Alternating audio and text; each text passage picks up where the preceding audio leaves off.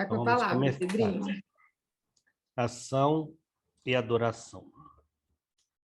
Cada criatura nasce na terra no sítio em que deva produzir mais e melhor para o bem, com os recursos necessários ao aprimoramento que lhe diz respeito e sob as circunstâncias mais favoráveis à obra que lhe cabe realizar. Não ouvides os instrumentos de progresso e perfeição que o Senhor te confiou ao caminho. Para muitos, é o lar com os deveres que lhe enriquecem as horas, pelos quais o devotamento é o clima em que se lhe amadurecerão os frutos do resgate. Para outros, é o campo em que as lides da terra lhe pedem devoção e suor. Para outros ainda, é a casa de trabalho onde as pequenas desarmonias de cada instante lhe reclamam paciência e serenidade, boa vontade e amor, na própria edificação à frente dos companheiros difíceis. Todos no mundo, enquanto envergamos a veste física, possuímos conosco os elementos da regeneração e da cura, de que necessitamos para o triunfo na escola da vida. Renunciar aos obstáculos que nos marcam a senda e encerrarmos-nos no altar contemplativo da falsa adoração ao Pai Celeste é fugir aos nossos compromissos, adiando indefinidamente as realizações que o passado exige de nós no presente, para que o porvir se nos descerre pleno de luz. Certamente, o Senhor prescinde em qualquer situação do incenso bajulatório das nossas reiteradas manifestações de louvor. Mas, sem dúvida, aguarda de nosso esforço o socorro a alguém que ontem relegamos ao abandono e a consagração honesta a esse ou àquele trabalho que sofreu de nossa parte no pretérito atitude escarnecedora, porque semelhantes edificações constituem recuperação de nós próprios diante da lei, da eterna lei. Não menoscabemos o valor da prece em tempo algum, de vez que encontramos nela a escada sublime da ascensão aos céus. Entretanto, não nos esqueçamos de que a obrigação, corretamente cumprida, ainda que nos custe o máximo sacrifício, é a oração mais nobre que nos granjeia a dignidade entre os homens e o respeito a nós mesmos, por traçar-nos seguro caminho à fiel comunhão com Deus. Emmanuel. Então vamos fazer a nossa prece com a nossa mente voltada ao nosso Mestre Maior, Jesus, para agradecer-lhe novamente a oportunidade de podermos nos reunir em torno do seu Evangelho, em torno dos estudos que a doutrina espírita nos oferece, em torno do tema que o nosso irmão Luciano vai nos ofertar. Abençoados sejam os nossos estudos e pedimos ainda ao nosso Mestre Maior, diante de tantas dores que campeiam em todos os lugares, as dores nos lares, nos hospitais, nas ruas, que possa a cada um receber o lenitivo, o consolo, o bálsamo, para amansar, para diminuir, para balsamizar essas dores físicas e morais. E possam também levar o nosso pensamento aos nossos governantes, em especial àqueles que estão decidindo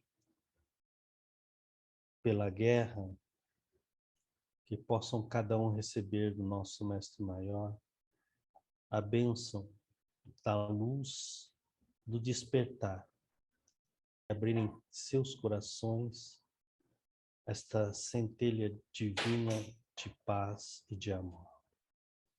Que assim seja, aberto está nossos trabalhos, a palavra está com nosso irmão Luciano.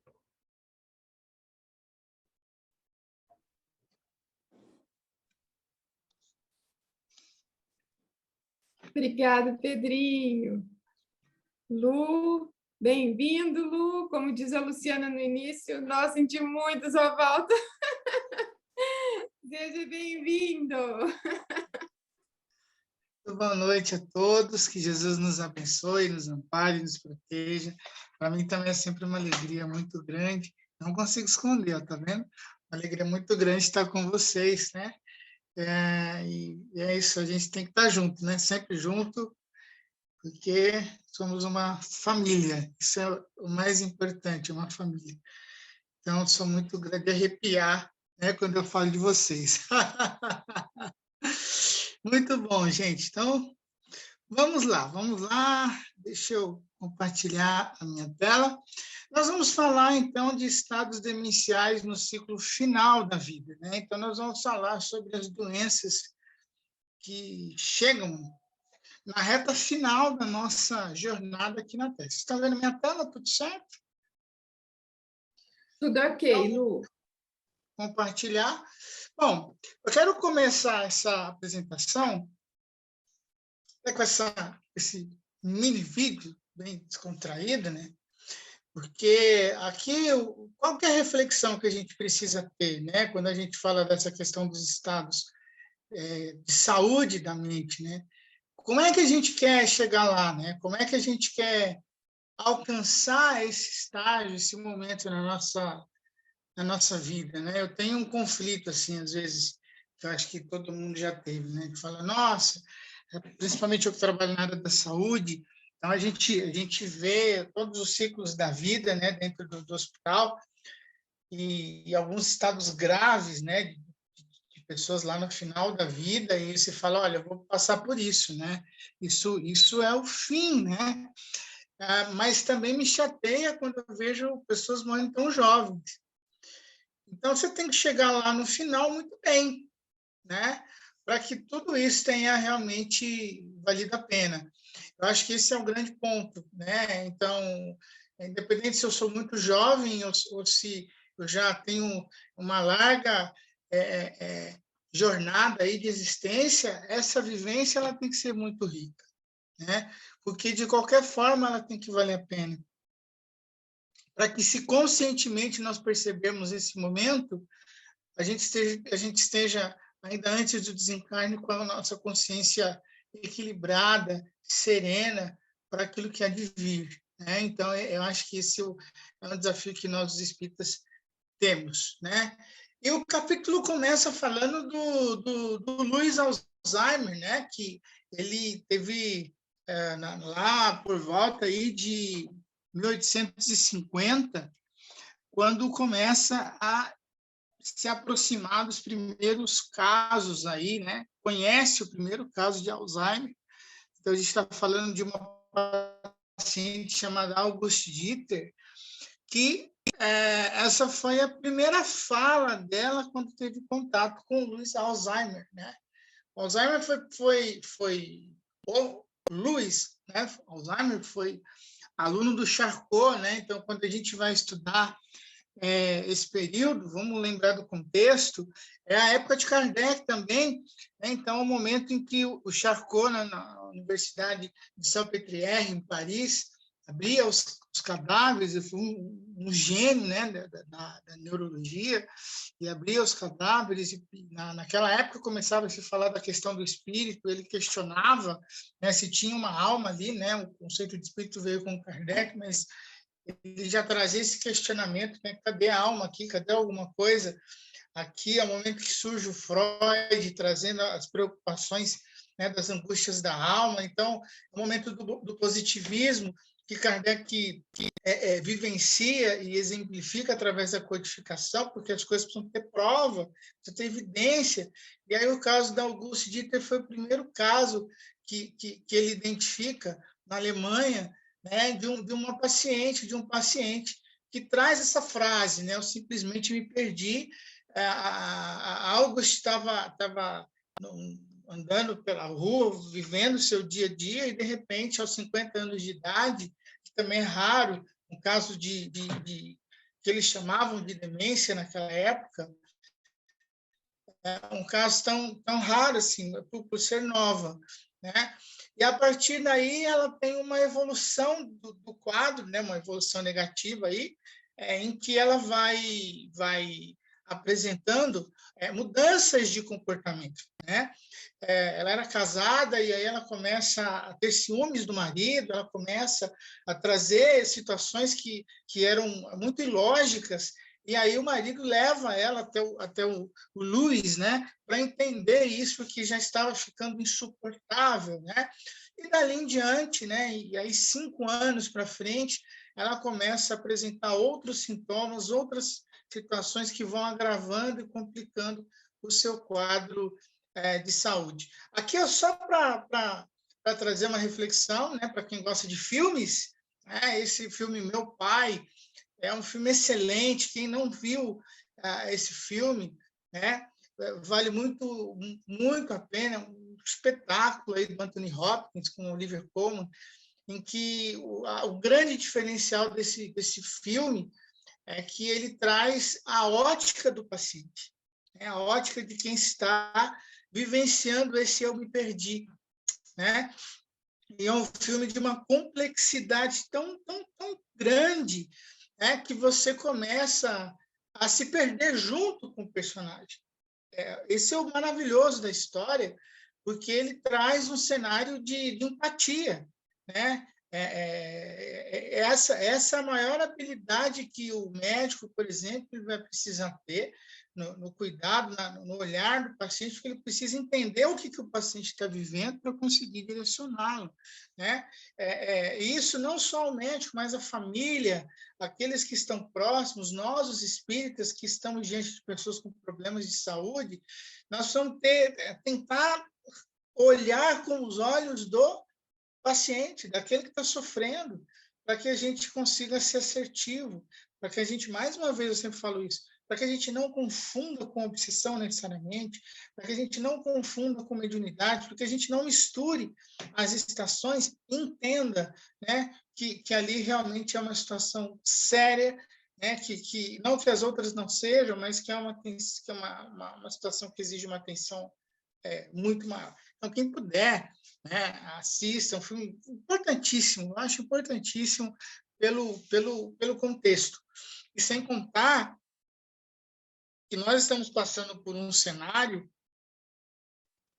atualmente que nós temos cada vez mais pessoas que vocês vão ver aqui, quando a gente fala de demências, de estados demenciais, tem pessoas que estão caminhando livremente portas aos quadros demenciais lá no fim da vida. Então, a gente descobre, né, a medicina vai trazer isso, nenhuma doença, salvo situações muito pontuais, nenhuma doença se instala de repente, uma doença séria, crônica, grave, se instala de repente. Então, são quadros que nós vamos pintando ao longo da nossa jornada, e quando chega lá na frente, está pronto, a gente está vendo aquilo, né? Então, é importante a gente ter essa atenção, né?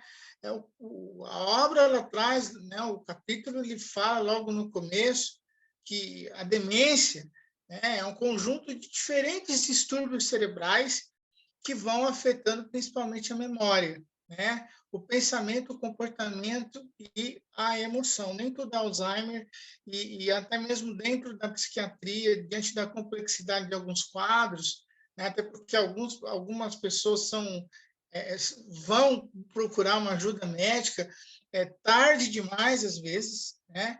Então, às vezes, a própria psiquiatria ou demora, ou tem uma dificuldade de colocar um marco naquilo que realmente o paciente está vivendo, por conta dos sintomas que vão se misturando, das situações que vão surgindo.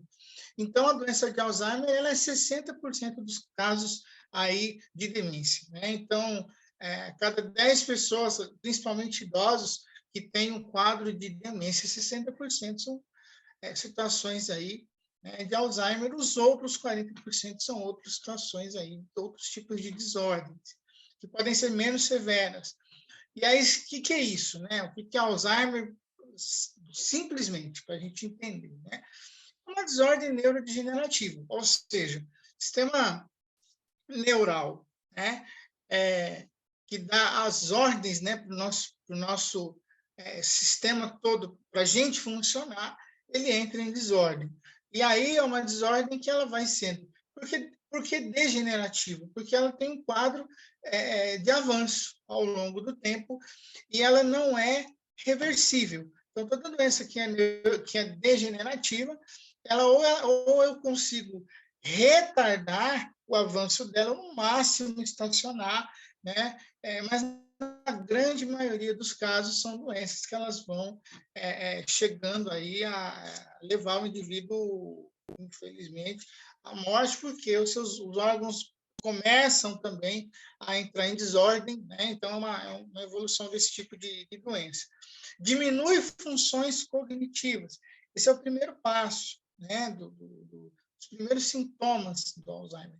E aí é interessante que, nesses casos, por isso que muitas vezes o diagnóstico é mais difícil, é mais demorado, porque demora para a família, de repente, perceber essa diminuição de função cognitiva, né?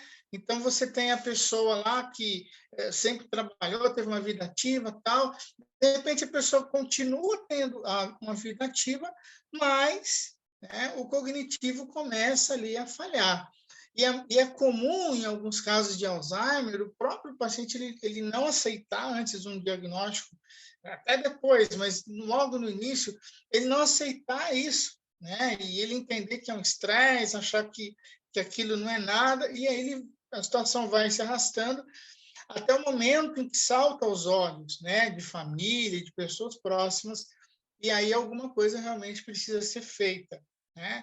Então, essa diminuição de funções cognitivas é um ponto de atenção, porque, de repente, a pessoa gosta de ler e ela continua lendo, mas ela não absorve mais, né? Vê como é sutil.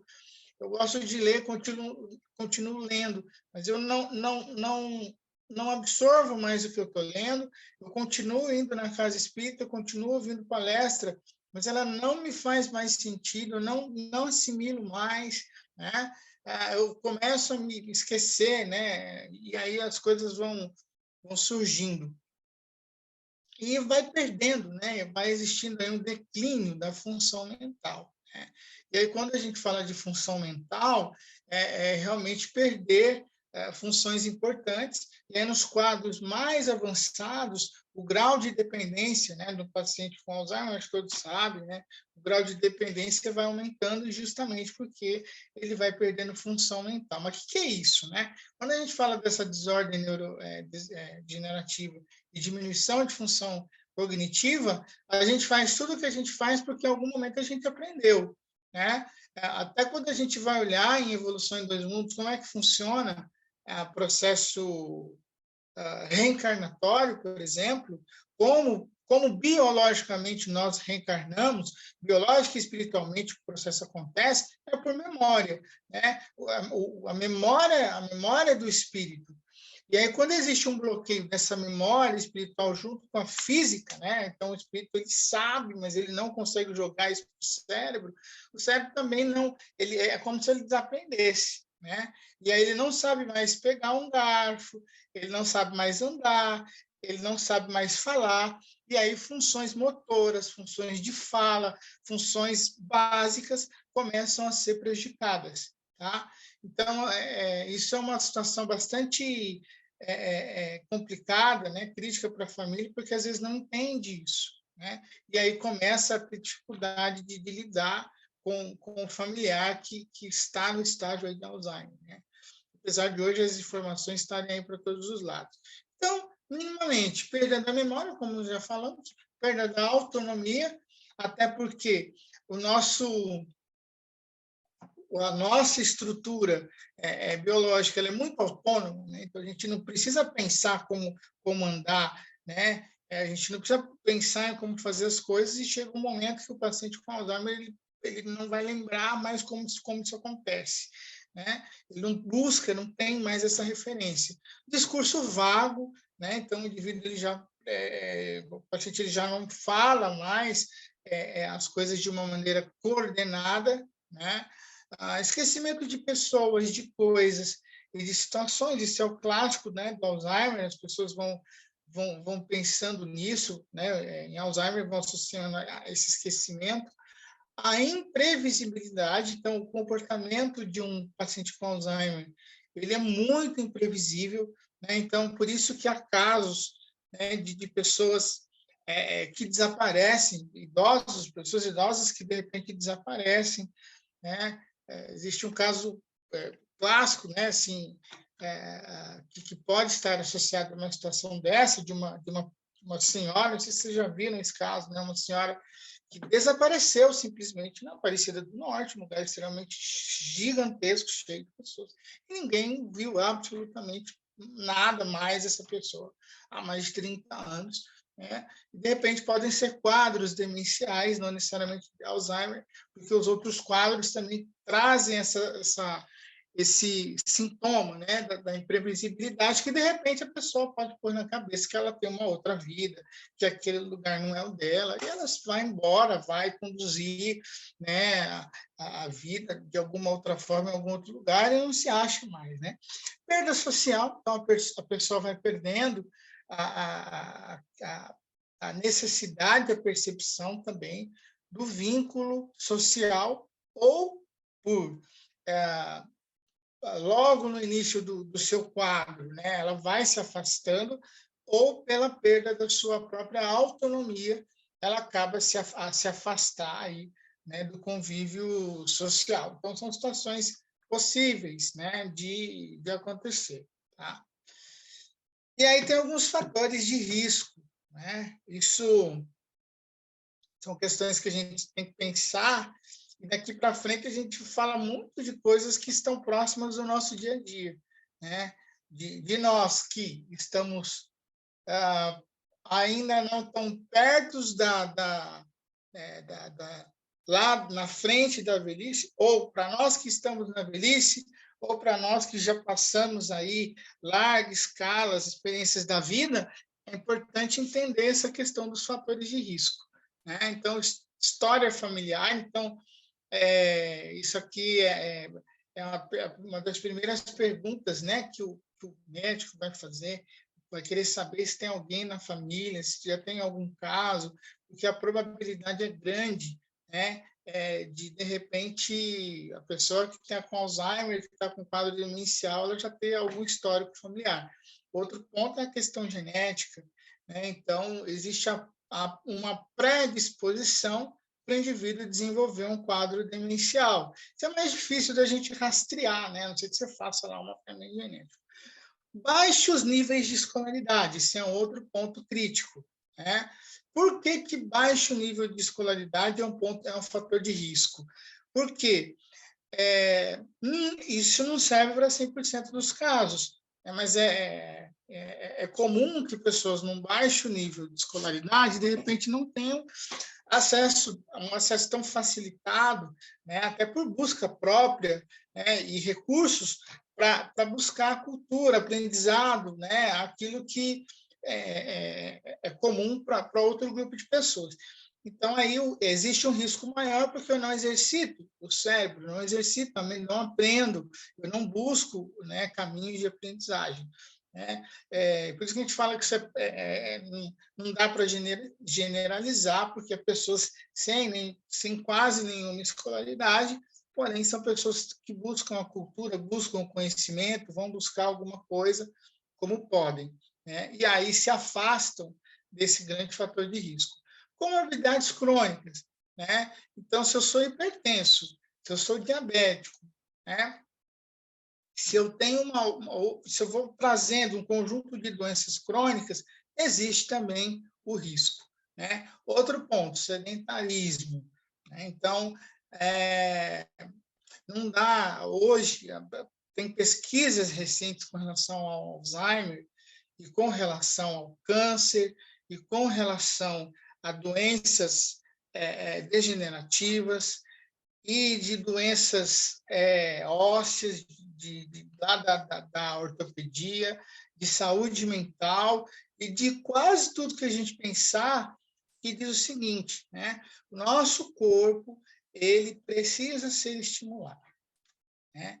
Ele precisa ser... E aí, alguns estudos vão dizer que o nosso corpo físico precisa ser fortemente estimulado, ou seja, eu preciso trazer impacto, eu preciso fazer o corpo sentir, né? Eu preciso sentir o peso, né? A atividade, eu preciso colocar o meu organismo nesse ritmo, porque eu vou substituindo as células que estão morrendo, eu vou ativando o meu organismo e vou saindo também do risco de doenças crônicas e também de doenças de ordem mental, né? Então, é sempre importante, quando a gente percebe que tem alguém lá próximo, familiar, que tem esses fatores de risco, que está próximo de um quadro aí depressivo, por exemplo, ansiedade, entender se essa pessoa faz algum tipo de atividade física, né? Pode ser uma caminhada, tem pessoas que não podem, né, ter atividade de alto impacto, o que for mais simples, né? Tem pessoas que têm problemas de mobilidade, mas então ela vai fazer aquilo que ela pode, dentro das condições dela, né? Mas o que eu puder fazer, que a minha saúde, a minha condição permitir, eu vou lá e tento fazer, né? Então, outro ponto aqui é o tabagismo, né? Isso daí não precisa nem falar. O uso abusivo, né, de álcool e drogas. E aqui, quando a gente fala de drogas, né, nós estamos falando também de medicamentos, né, que é outro ponto importantíssimo, né? Como eu já acho que foi aqui, que eu não lembro se foi aqui que eu já falei, não, acho que não foi.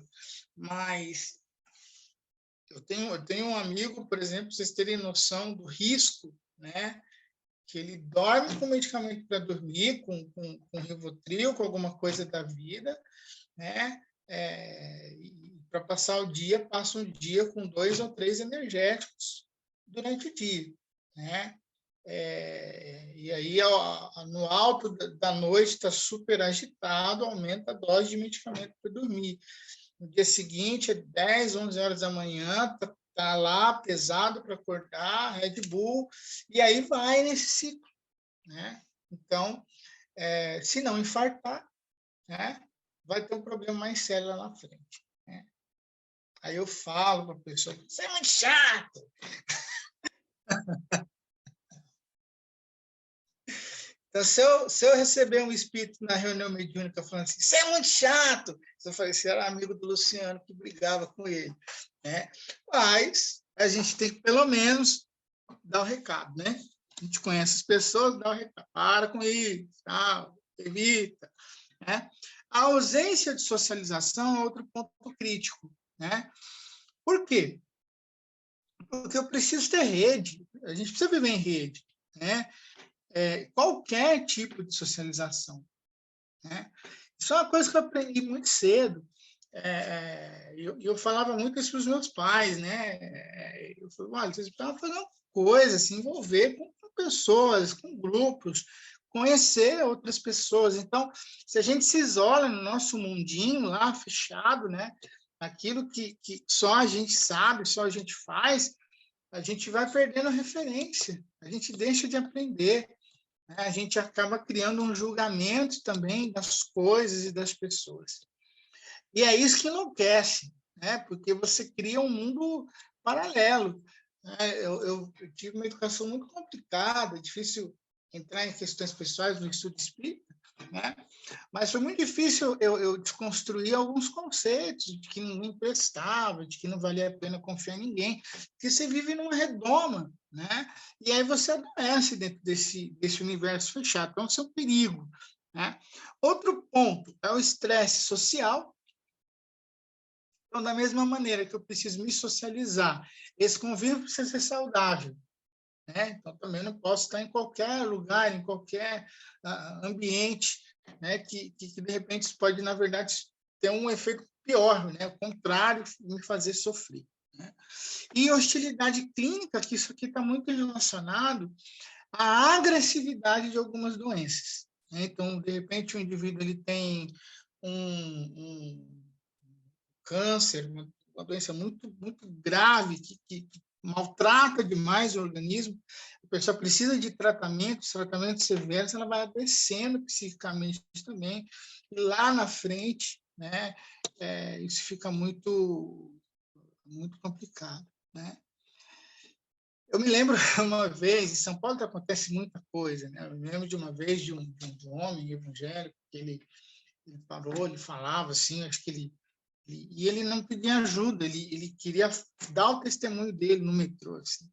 Eu não lembro quantas doenças ele falou que ele teve, deve ter tido, né? Tem pessoas que têm provas difíceis na vida. E ele vivia nesse mundo. Olha, eu tive câncer, eu tive isso, eu perdi tantos metros de intestino, fiz aquilo, não sei o quê, eu perdi isso e tal, e tal. E aí ele ia para o lado religioso, né? Então, da forma também como eu vou enxergando a dureza dessas provas, eu posso acabar adoecendo. Eu vou fazer uma pausa aqui. Minha apresentação está muito curta, porque o tema é rico. Vocês vão ver. Não que apresentações longas seja o contrário, mas permite a gente conversar mais. Comentem, dúvidas? É importante a gente pensar nisso para a gente não criar rótulo, né, gente? Alzheimer é espírito inferior, demência é isso, o câncer é o espírito que carrega ódio, não sei o que é aquilo. Então, a gente nunca pode criar esses estigmas, porque a gente não sabe necessariamente se tudo é isso mesmo. Viu, Peter?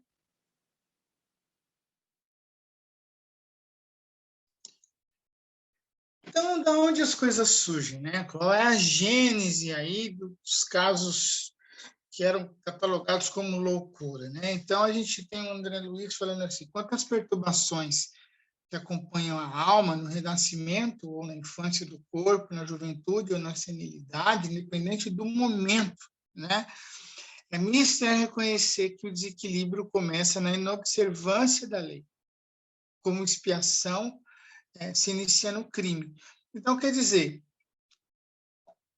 olha que interessante, né?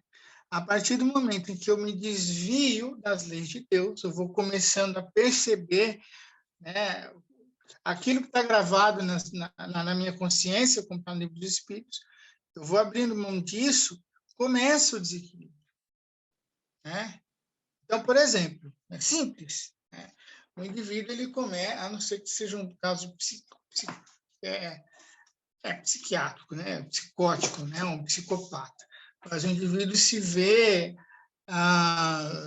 né? Se vê vislumbrado numa oportunidade de ganhar um dinheiro fácil. Ganhou, a consciência, se tiver um pouquinho desperta, começa o desequilíbrio, né? E aí ele vê que saiu do trilho, saiu daquilo que tinha que fazer, começa o desequilíbrio. Por isso que aqui ele fala, né? A expiação se inicia no crime. Isso aqui é um recorte perfeito, essa frase, né? A expiação se inicia no crime, quando eu sempre falo, referencio muito o livro Crime e Castigo do Dostoiévski, né, que ele narra o caso de um jovem que comete um crime e, a partir dali, começa o seu sofrimento. Ele paga pelo crime que ele cometeu com a própria consciência, né? Então, vira algo perturbador, porque ele se dá conta de que fez uma coisa que ele jamais precisaria ter feito, né? Adotada a conduta em desacordo com a realidade, encontra o espírito, invariavelmente, em todos os círculos, né, onde seja, os efeitos da própria ação. Então, se eu não for um psicopata, ou seja, sai da estatística comum, né, eu vou pisar na bola, pisar no tomate e sentir que eu pisei no tomate, né? Você pisou, quebrou o ovo, você vai perceber que você quebrou o ovo, né? Nós somos assim. Então, se você errar, fizer algo que está totalmente fora, você vai perceber que está fora. a não ser que você não queira perceber. E aí tem pessoas que fazem de conta que não estão vendo, mas sabem o que estão fazendo. Né? Mas você pode falar, mas o fulano, a pessoa que errou comigo, né, parece que ela não sente o mal que ela me fez. Ela sente, ela só ela só não mostra, né? Ela só não, mas lá no íntimo nós temos o que nós fazemos de certo e de errado, né? Então, como é que vai vir o efeito disso, né? Seja nos mecanismos da hereditariedade fisiológica, seja fora de sua influência, né, a mente encarnada ou não, revela-se, então, na colheita, que seja semeado, no campo da evolução do esforço comum, no monte da elevação pela prática do sumo bem ou no vale expiatório pelo exercício do mal. Então, de alguma forma, eu vou coletar aquilo que eu estou fazendo. Né? E aí eu vou perceber. Né? Então, vamos lembrar, o caminho para entrar nessa ruína. Né? Então, o que a gente vai ver nas obras espíritas, não espíritas, o que vai ter? Sentimento de culpa. Sentimento de culpa. Tá?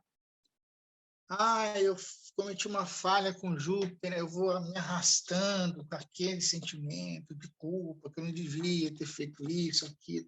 Eu tenho que ir lá e pedir perdão. Né? É isso. Vai lá, pede perdão a Jesus, né? Reconcilie-te com o teu adversário enquanto está no caminho com ele. Porque se você sai do caminho, né? Ou seja, não está vivendo mais ali do lado, não está mais ali experienciando as provas da vida, o que vai acontecer? Né? Você vai ficar com aquilo guardado contigo.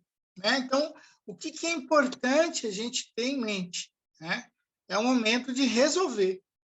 Resolver. Porque a culpa vai me levar a esse sofrimento. Autocobrança exagerada e doentia. Então, eu me cobro demais, e dos outros, cobro demais as outras pessoas. Né? Traços de autoritarismo. Né? Então, se eu exijo muito, se o mundo tem que ser como eu quero, né? Se todo mundo acredita naquela questão do horóscopo, quando dita um pouco o comportamento das pessoas, mas eu sou virginiano, então isso é uma perturbação, né? Porque você quer as coisas ali, né? No relógio certinho e tal, né? Eu faço questão de chegar nas reuniões antes do horário, tudo. E aí a gente acaba exigindo que as pessoas vivam dessa mesma forma, façam dessa mesma forma. Né? Eu já me peguei fazendo coisas e cobrando pessoas, né, para serem dessa forma.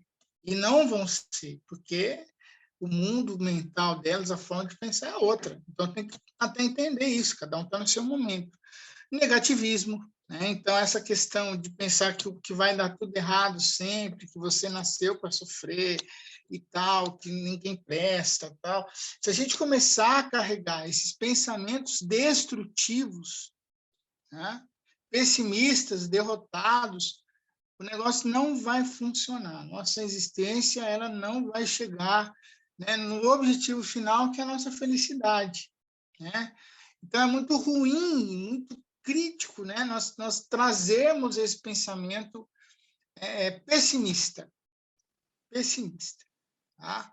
A hostilidade, que ela talvez não é tão comum entre nós, mas é um vilão importante, a gente tem que estar atento, né? A forma agressiva, né? De briga, de enfrentamento, né? Que a gente às vezes tem com as coisas e, de repente, né?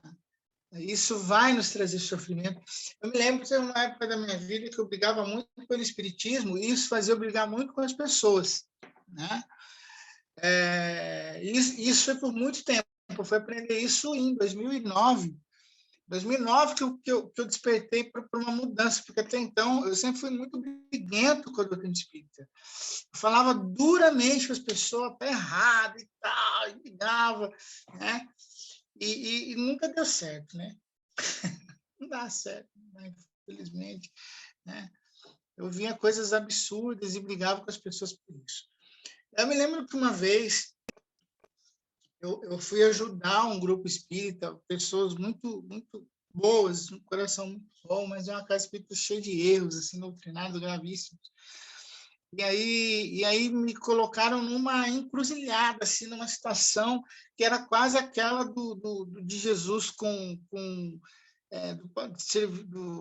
da moeda, né? De se tinha que pagar lá para os dar a César o que é de César, me colocaram numa situação doutrinária naquela, assim, né? E aí eu ia fazer o levante ali, aí veio o meu mentor espiritual e falou assim: se você tomar essa conduta agora, você põe todo um trabalho de anos por água abaixo. O que você quer fazer? Você quer acabar com o trabalho ou você quer continuar e contribuir para o progresso no devido momento, né? Muito rápido isso, porque foi literalmente assim, me perguntaram, isso está certo ou errado? Estava completamente errado, né?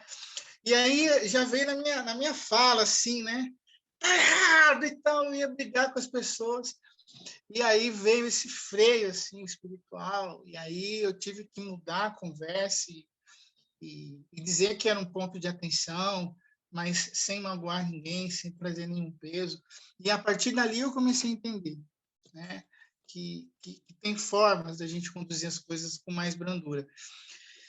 Mas não mudei plenamente. Tem pontos que eu preciso melhorar, né? Tem pontos para melhorar. O medo é outro ponto importante, né? Há pessoas que têm medo de tudo, de todos, e isso fecha, né? Ciúmes, outro ponto crítico, né?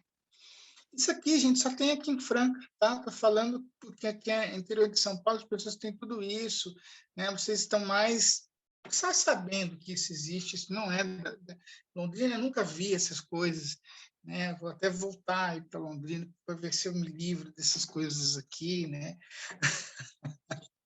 Mau humor é outra coisa complicada, né? Não dá para ter mau humor nessa vida, porque senão a gente desencarna mal-humorado, não vai ter o bom humor para chegar no mundo espiritual. E aí o São Pedro vai estar lá, o Júpiter está lá, está bicudo, está triste. Não, então deixa ele lá, não deixa ele subir, não. Aí não vai subir para o plano espiritual, vai ficar lá, né? Então a gente tem que cuidar disso, ter o bom humor e sorrir sempre. Dificuldade de lidar com perdas e lutas, isso é uma situação mais grave, né? A gente às vezes não é preparado para isso. Isso é um ponto também importante que a gente tem que estar atento, né? Eu vou fazer mais uma pausa aqui, porque estou perto de terminar. Dúvidas, comentários? Pensar que faz parte do nosso processo evolutivo, né? Essas limitações que a gente tem, as dificuldades, não dá. A verdade, eu fui aprendendo isso também. Não dá para a gente querer ser certinho e fazer tudo perfeitamente. Se a gente pensar isso na nossa existência, a gente vai sofrer muito, né? Eu tive uma educação que eu não podia sentar uma vírgula errado, eu não podia falar um português com qualquer erro ou vício de linguagem. E aí você vai aprendendo isso, essas coisas que vão te adoecendo, né, se você não souber lidar com isso. Então, somos nós somos isso. Nós somos isso. E aí é cuidar disso. Cuidar, não deu para resolver aquilo, toca o barco, vamos resolver as outras coisas. Na próxima, a gente vai corrigindo essas dificuldades. Mais alguém, pessoal? Então, vamos lá.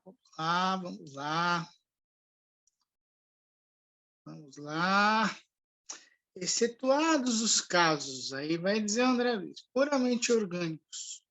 O louco, né, aquele que tem um distúrbio da mente, é alguém que procurou forçar a libertação do aprendizado, tá, terrestre, por indisciplina ou ignorância. Temos neste domínio, olha que frase rica, temos nesse domínio um gênero de suicídio habitualmente dissimulado e a autoeliminação da harmonia mental. Eu estou abrindo mão na minha própria condição de desenvolver a condição moral, mental e tal. Pela inconformação da alma nos quadros da luta, nos quadros de luta que a existência humana apresenta. Então, eu não aceitar essa inconformação naquilo que eu estou vivendo, isso vai trazer transtornos. Diante da dor, do obstáculo ou da morte, milhares de pessoas capitulam. Tem muita gente passando pelas provas, né? Todo mundo entregando-se sem resistência à perturbação destruidora que lhes abre, por fim, as portas do túmulo. Então, quer dizer, eu estou lá na escuridão do sofrimento, na noite escura do sofrimento, e aí eu preciso, né, entender o seguinte: aonde essa condição, essa é uma pergunta muito interessante, né? Aonde essa condição pode me levar? Né? Aonde ela pode me levar? Então, se a gente não pensar nisso, a gente vai sofrer, né? Ó, estou passando por um luto, é um desemprego, é uma condição de saúde, é grave, é grave. Aí eu preciso pensar duas coisas, né? Eu estou fazendo tudo que eu posso, tudo que está ao meu alcance? Estou. Se eu estou fazendo tudo aquilo que eu posso, né, eu não tenho no que me cobrar. Se há espaço para fazer algo, eu vou lá e vou fazer, né? O segundo pensamento é essa condição, esse estado mental, ele vai me levar para onde se eu continuar com esse sentimento de cobrança, né, de culpa, né, de não aceitação. Então, aonde isso vai me levar? E são questões importantíssimas, né? Porque, às vezes, a gente se coloca numa condição, né, de culpa, de peso e tal, que não é nossa. Eu me lembro de ter convivido com uma colega que ela teve um filho e sofreu um gravíssimo acidente, né? E nesse acidente o filho dela morreu, né? Um menino de 12 anos. E pela forma como foi o acidente, foi um acidente, ela é uma pessoa rica, uma condição de vida muito boa. Então, entrou uma capivara na estrada e aí bateu essa capivara na caminhonete e aí acabou passando por cima desse menino e tal. E as pessoas diziam que ela era uma assassina. E aí ela introjetou isso na cabeça dela, né? E é muito interessante que eu fiz exatamente essa pergunta que ninguém nunca lhe tinha feito, né? Que foi a seguinte pergunta: você tinha o que fazer para evitar aquilo? Não. Não tinha o que fazer. Absolutamente nada para fazer, né? Então, qual a razão da culpa? E aí eu comecei a trazer esses questionamentos, né? Então, são coisas que a gente precisa trazer para a gente e levar para as outras pessoas lá na casa espírita, na família e tal, né? Às vezes é o filho, ou é o amigo, o filho do amigo próximo lá, que prestou um vestibular, não passou e quer morrer por isso. É alguém que perdeu alguma coisa. Bom, você fez tudo o que você podia? Eu fiz tudo, eu estudei, me preparei, não sei o quê. Então, não era para ser, né? Devia ter feito. Não, então, valeu como aprendizado também, né? Mesmo que eu pudesse ter feito algo diferente, eu levo isso como aprendizado e caminho. Senão eu paro, né, na condição de sofrimento, tá? O grande ponto desse capítulo, quando ele fala dessa questão do envelhecer, das doenças na idade final da vida, né, é o desafio de envelhecer sem medo, né? Então, eu olho algumas pessoas, né, próximas ou não, conhecidas ou não aí na vida, que estão lá com seus 60, 70, 80, 90 anos, 100 anos, estão muito, mas muito bem, né? E eu me espelho nisso, né? Chegar em todas essas etapas muito bem, porque isso é saúde mental, né? Isso é alegria de viver, não ter medo, né, do tempo, né? E enfrentar isso, entender isso como uma grande jornada de crescimento espiritual, que nem todos têm a oportunidade de transitar. Olha que interessante, né? Nem todos têm essa oportunidade, né? E, de repente, ter visto uma primeira, uma segunda guerra mundial, e agora está vendo uma grande guerra, né? O quanto de aprendizado que pessoas que passaram por isso estão tendo, né? Talvez a Primeira Guerra não, né? Mas pelo menos a Segunda. Então, assim, quanta sabedoria, quanta vivência, o quanto se pode buscar na existência até lá, e a oportunidade de, nessa jornada, a gente corrigir a rota, né? A gente aprender mais, a gente repensar a vida, auxiliar quem está na jornada, a mais ou a menos tempo, né? Então, é uma grande oportunidade de progresso. E não ter medo, né? E não ter medo dessa jornada, porque muitos têm medo dessa jornada, muitos têm medo de envelhecer porque estão vivendo mal agora. Esse é o grande fato. E muitas pessoas que têm medo de envelhecer têm automaticamente medo de morrer. Por quê? Porque a forma como estou vivendo agora, se eu desencarnar, não será boa. E se eu continuar assim, o envelhecimento será triste. Esse é um ponto para a gente pensar, né? Eu estou de bem, está tudo bem, estou fazendo o que eu posso, me esforçando e tal, está vivendo. Se eu desencarnar agora, também eu fiz o que eu pude. Eu chego lá no nosso lado, sorrindo, falo, gente, eu fiz o que deu, o que não deu, eu não fiz, e toco o barco e vão planejar a próxima reencarnação. Se eu chegar nos 80, nos 90, assim, mesma coisa, né? Agora, o grande desafio é que muitos de nós, de repente, pode estar aí preocupado na forma como está conduzindo a vida, né? Se eu deixo o mundo agora, vai ser complicado, né? E se eu chegar lá na frente com a mesma cabecinha fraca, né? Com as ideias frágeis e tal, vai ser difícil. Então, eu preciso estar com a minha cabeça em ordem, né? Com os meus pensamentos e sentimentos. O capítulo fala da obsessão na velhice, né? Que eu acho que não é um ponto de grande destaque, porque a obsessão não precisa de idade, né, para acontecer. Independente do momento, nós estamos envoltos à influência dos espíritos. O envelhecer é uma questão de espírito e não de corpo, né? Então, se o espírito está bem, o corpo não reclama, né? Como é reclamar pelo tempo, né? É uma dorzinha ali, outra ali, um remedinho lá e tal, né? Isso vai fazer parte da jornada, né? Porém, eu preciso cuidar do quê?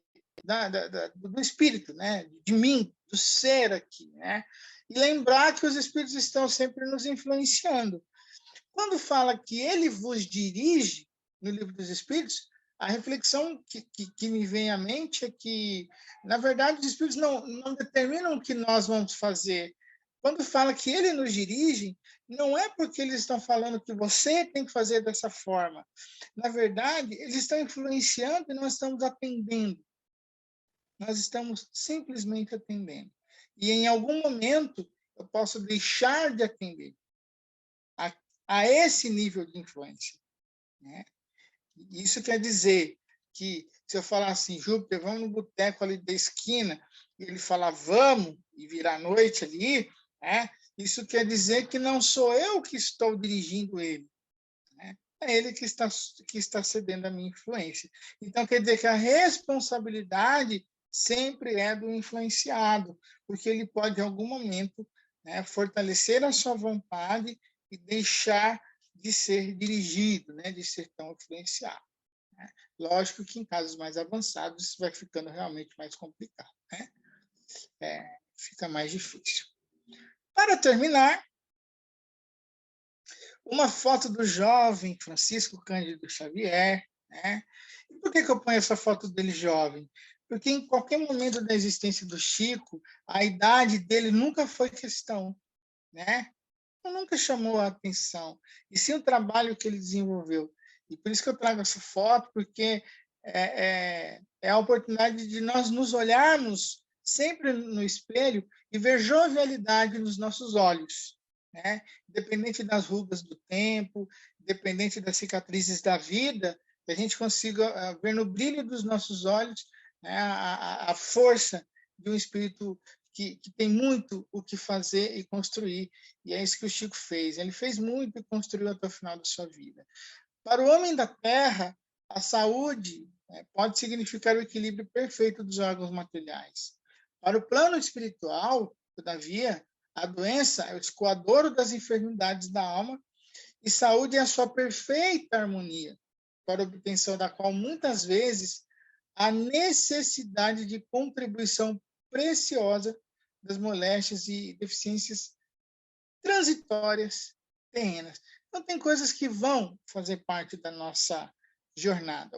Algumas doenças, algumas situações, elas vão fazer parte. Independente disso, né, a grande questão é que, espiritualmente, nós podemos fazer muito, né, por nós, pelos outros, pela nossa saúde. E como Jesus disse, tenhais vida e vida em abundância. Então, possamos ter vida em abundância de forma a nos renovarmos, né? E sermos espiritualmente jovens, de forma que o nosso sorriso diga isso e os nossos olhos movam essa energia do bem, né? Então, era isso que eu queria passar para vocês. Muito obrigado. Fiquem à vontade aí para dúvidas, comentários.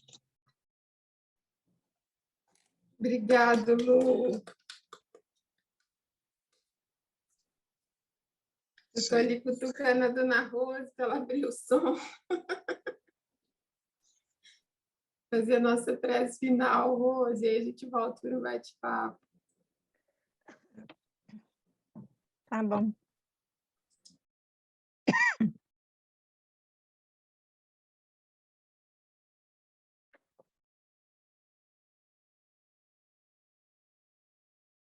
Vamos, então, neste momento, com os nossos corações devidamente asserenados, com a nossa mente em profunda reflexão após a temática da noite, e agradecendo primeiramente a espiritualidade amiga e fraterna, a toda a equipe espiritual que nos assiste nos estudos, agradecer imensamente ao nosso irmão querido, Luciano, que se dispõe a trazer para nós todos os fatos de fundamental importância para que possamos bem conduzir a nossa vida na Terra. Porque todas as questões estudadas, levantadas, são reflexos de vivências do ser imortal que somos. E que nós possamos assimilar esses conhecimentos para ressignificar as nossas vidas. E para que sejamos, aos nossos semelhantes, instrumento do amor, da fraternidade e da solidariedade cristã. Nesta noite, os nossos sentimentos se unem em gratidão. Gratidão harmoniosa, fraternal e de uma importância vital. Agradecer também o dom da vida e a oportunidade da reencarnação. E como eternos pedintes que somos, aprendizes do Evangelho de Jesus, nós rogamos à equipe espiritual que nos envolva e nos conserve nessa harmonia tão fraterna, tão amorosa, que sentimos vibrar, mesmo estando através dos estudos virtuais, mas que a ressonância dos nossos sentimentos envolve-nos espiritualmente, mantendo-nos interligados uns aos outros no dia a dia da própria existência.